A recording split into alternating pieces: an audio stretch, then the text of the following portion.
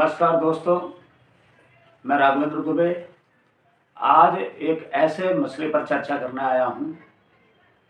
आपने मीडिया के माध्यम से और तमाम संचार माध्यमों से आपको पता लगा होगा कि लखनऊ में अनाचारियों द्वारा श्री रामचरितमानस की प्रतियों को जलाया गया और जिन लोगों ने उन्हें जलाया उनकी तमाम फोटो आ रही हैं कि किस तरीके से मुस्कुराते हुए उसको जला रहे हैं, पैर से उसको कुचल रहे हैं। ये सभी ऐसे धार्मिक ग्रंथ का अपमान है जो घर घर में पढ़ी जाती है, जो हमारी श्रद्धा का केंद्र है, जिसमें हमारे आराध्य भगवान श्री राम की जीवन लीला का वर्णन किया गया है। ऐसे लोगों पर सख्त से सख्त कार्रवाई करे सरकार। और ताज्जुब यह होता है कि जलाने के बाद उत्तर प्रदेश की जहां राजधानी है, जहां भाजपा की सरकार है, उनके नाक के नीचे ऐसे लोग ऐसा कृत्य करने का दुस्साहस करें और उनके खिलाफ अभी तक कोई कार्रवाई नहीं हुई।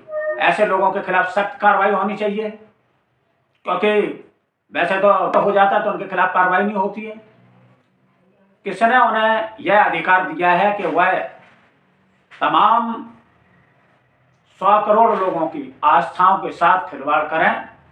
ऐसे लोगों के खिलाफ सख्त कार्रवाई होनी चाहिए और जो भी लोग इसके पीछे हों, उनकी जो भी मानसिकता हो, ऐसे लोगों के खिलाफ सख्त से सख्त कार्रवाई होनी चाहिए।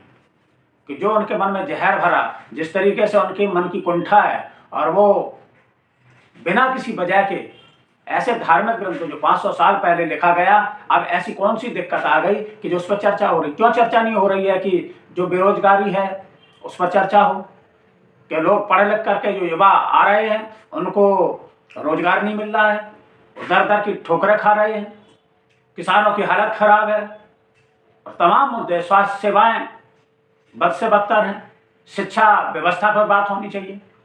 इन पर बात न करके धर्म ग्रंथों की समीक्षा हो रही है।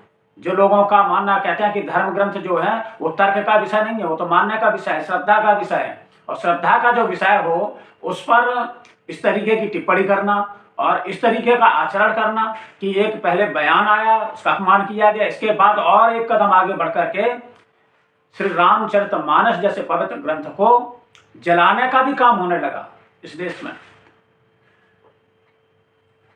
लोगों को पता होना चाहिए कि जो समाजवाद के जनक थे डॉक्टर राम मनोहर लोहिया ने क्यों लोगों को पढ़ना चाहिए। डॉक्टर राम मनोहर लोहिया के राम कैसे थे? उन्होंने जो रामायण मेला की परिकल्पना थी 1961 में डॉक्टर राम मनोहर लोहिया ने वो परिकल्पना पेश की थी और 1973 में पहली बार कमलापति त्रिपाठी जी ने चित्रकूट में रामायण मेला का आयोजन किया, उन्हीं की परिकल्पना को आगे बढ़ाते हुए। इसके बाद 1982 में श्रीपति मिश्र जी ने अयोध्या में रामायण मेले का आयोजन किया और रामायण मेले का जो आयोजन था उसमें डॉक्टर राम मनोहर लोहिया की जो परिकल्पना थी उसमें था कि आनंद, प्रेम और शांति के आवाहन मुख्य प्रायोजन के साथ डॉक्टर लोहिया ने उसकी संकल्पना की थी, जिससे लोग एकता के सूत्र में बंधें। और उन्होंने तुलसीदास जी को जानते हो क्या कहा? रक्षक कवि कहा डॉक्टर राम मनोहर लोहिया ने। लेकिन अगर वो पढ़ लेते तो शायद ऐसा कृत्य नहीं करते। ये किसका काम है, किसका नहीं काम है? जो लोग इस तरीके की भाषा बोल रहे हैं, लगातार इन चीजों पर बहस कर रहे हैं, क्या इससे किसी समाज का भला हो जाएगा? रामचरितमानस को अगर आपने जलाया है, जिन लोगों ने जलाया है उनसे पूछना चाहता हूं, इससे आपके समाज का क्या भला हो जाएगा? क्या उनको रोजगार मिल जाएगा? क्या उनकी जो बेबसी है, बेकारी है, वो दूर हो जाएगी? क्या उनकी स्वास्थ्य सेवाएं और अच्छी हो जाएंगी? उनको शिक्षा इससे मिल जाएगी? मुझे तो लगता है कि ये समाज में केवल विद्वेष फैलाने का एक षड्यंत्र है। विद्वेष केवल फैल सकता है, एकता अखंडता उसकी टूट सकती समाज की, लेकिन इससे अगर कोई लाभ होने वाला है वो लाभ तो नहीं होगा, इससे लाभ नहीं होगा। ऐसे लोगों को दंडित करना चाहिए जो समाज में भेद करने का काम कर रहे हैं। पहले ही तमाम हिंदू मुस्लिम चल रहा है, तमाम जो मुद्दे हैं देश के जिन पर नेताओं को चर्चा करनी चाहिए, जिन पर बात करनी चाहिए, उन पर बात ही नहीं हो रही है। उन बातों के इतर आप उसी जाल में घूम रहे हैं। हिंदू मुस्लिम नहीं तो रामचरितमानस पर, अब उस पर लग गए। अब इस पर कम से कम ईसाई अपने धर्म को मानते हैं, वो अपने धर्म के खिलाफ कुछ नहीं कहते हैं। मुस्लिम है वो अपने धर्म को मानते हैं, वो अपने धर्म के खिलाफ कुछ नहीं कहते हैं। लेकिन हिंदू धर्म में देखिए किस तरीके से विवेचना हो रही है। जिन लोगों ने दो चौपाई नहीं पढ़ी वो लोग भी आज व्याख्या कर रहे हैं कि किस तरीके इसका मतलब ये है, इसका मतलब यही है। दूसरे लोगों ने चाहे कितना नहीं, उसका मतलब यही है।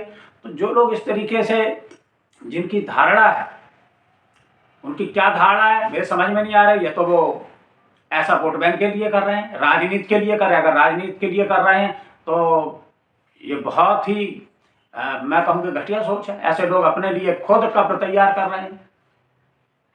जहां भगवान राम देश में ही नहीं विदेशों में जिनको पूजा जाता हो, या मुस्लिम कंट्री में जहां पूजा जाता हो, वहां पर खुद भारत देश में इस पर चर्चा हो रही है, इस पर ऐसे काम हो रहे हैं। रामचरितमानस को जलाया जा रहा है उनकी पत्नियों को। तो ये दंडनीय अपराध है। और जिनकी ये सोच है, बहुत सारे लोग ऐसे भी तो हैं इनमें जो मुद्दा उठा रहे, जिन्होंने बौद्ध धर्म को अपनाया।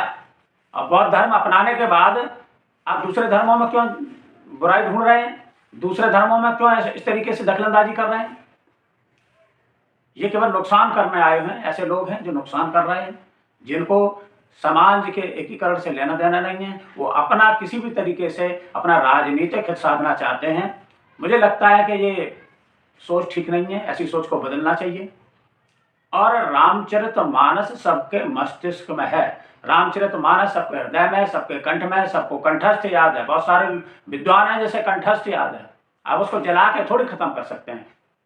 किसी चीज की पवित्रता को आप जलाने से भंग नहीं कर सकते, उसका अपमान करने से भंग नहीं कर सकते हैं।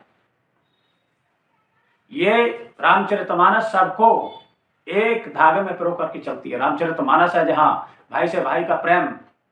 रामचरितमानस वो है जहां सबरी के झूठे बेर भगवान राम खाते हैं। रामचरितमानस वो है जहां केवट से नाव मांगते हैं, निषादराज से मित्रता करते हैं, वनवासियों से मित्रता करते हैं। तमाम ऐसे लोग, वनवासी, आदिवासी, भील, निषाद, तमाम लोगों से मित्रता करते हैं। ये वो रामायण है जो सबको एक सूत्र में बांधने का काम करती है। अब पता नहीं क्या ऐसा हो गया जो लोग लगातार रामचरितमानस पर हमला कर रहे हैं, राम पर हमला कर रहे हैं। रामचरितमानस पर हमला का मतलब भगवान राम पर आप हमला कर रहे हैं। इस तरीके से जिन्होंने दुस्साहस किया है, मैं तो सरकार से ये कहना चाहता हूं कि सरकार तुरंत ऐसे लोगों को गिरफ्तार करे और उनके खिलाफ जो कड़ी से कड़ी कार्रवाई हो उसको वो करे। क्योंकि ऐसे समाज में लगातार विद्वेष फैलेगा। लोगों में जैसे होड़ मची हुई है, कुछ लोग ऐसे हैं जिनमें होड़ अभी मची हुई है कि कौन सबसे ज्यादा रामचरितमानस को गाली दे सके, अपमानित कर सके, उसकी एक होड़ मची हुई है। और सब व्याख्याकार बन गए हैं।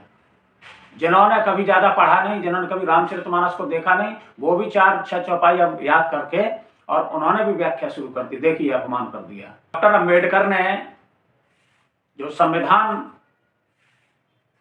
का जिन को निर्माता हैं, संविधान के निर्माता डॉक्टर अम्बेडकर ने लिखा अपनी किताब में द शूद्रा में। शूद्र कौन है?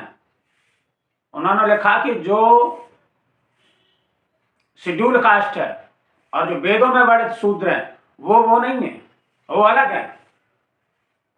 तो आप क्यों जबरदस्ती, आप क्या डॉक्टर अम्बेडकर को भी नहीं मानते, आप डॉक्टर राम मनोहर लोहिया को भी नहीं मानते, तो आप किसको मानते हैं? आप अपने अनुसार व्याख्या करेंगे। डॉक्टर अम्बेडकर को तो मानेंगे जिन्होंने कहा था कि जो शूद्र वेदों में वर्णित हैं वो शूद्र इन शेड्यूल कास्ट से कोई लेना देना नहीं है उनका। और आप उनकी बात नहीं मान रहे हैं। डॉक्टर राम मनोहर लोहिया के राम को नहीं मानते हैं, और आप किसको मानते हैं? आप अपने अनुसार अगर व्याख्या करेंगे।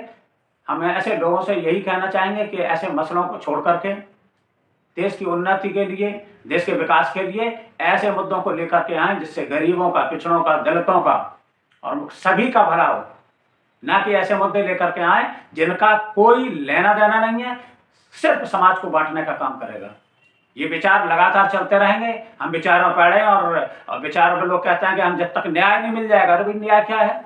न्याय तो तब होगा जब उनको शिक्षा मिल जाए। न्याय आपका तब माना जाएगा कि उनको स्वास्थ्य की उनकी देखभाल हो, उनके पास पैसा है, रोजगार हो, तब आप न्याय दिला पाएंगे। वो इन चौपाइयों से न्याय नहीं मिलेगा। ये संविधान नहीं है, ये तो धार्मिक ग्रंथ है। संविधान से देश चलता है और संविधान से जब चलता है तो आपको हक संविधान से मिलेंगे। तो उसके लिए मांग करिए कि यहां आप चौपाई के लिए लड़ रहे हैं। मैं तो करूं भगवान ऐसे लोगों को सद्बुद्धि दे, जैसे कि कम से कम ऐसी चीजें दोबारा देखने को ना मिले। ये रामचरितमानस जलाने का मतलब है कि आप जो रामचरितमानस भारत की आत्मा है, रामचरितमानस नहीं जला रहे, आप भारत की आत्मा को जलाने का काम कर रहे हैं। और ऐसा जघन्य अपराध करके आप कोई लाभ सोच रहे हैं तो नहीं। जो जैसी आपकी मानसिकता होगी आप वहीं करेंगे। अगर आप छोटा सोच रहे हैं तो आप नीचे ही जाएंगे, ऊपर नहीं जाएंगे, आपका उत्थान नहीं होगा। मैं तो कह रहा हूं भगवान राम आपको सद्बुद्धि दे ऐसे लोगों को, जो लोग ये कृत्य कर रहे हैं, जिनके मन में इस तरीके का वैमनस्य है, जो उनकी धारणा क्या है, वो किस पर प्रहार करना चाहते हैं, वो सब स्पष्ट हो रहा है कि उनके जो मन में जातीयता भेदभाव है वो खुद उनके मन में है। और ऐसे लोग बात कर रहे हैं रामचरितमानस की जिनको खुद पता नहीं है। जय हिंद, जय भारत।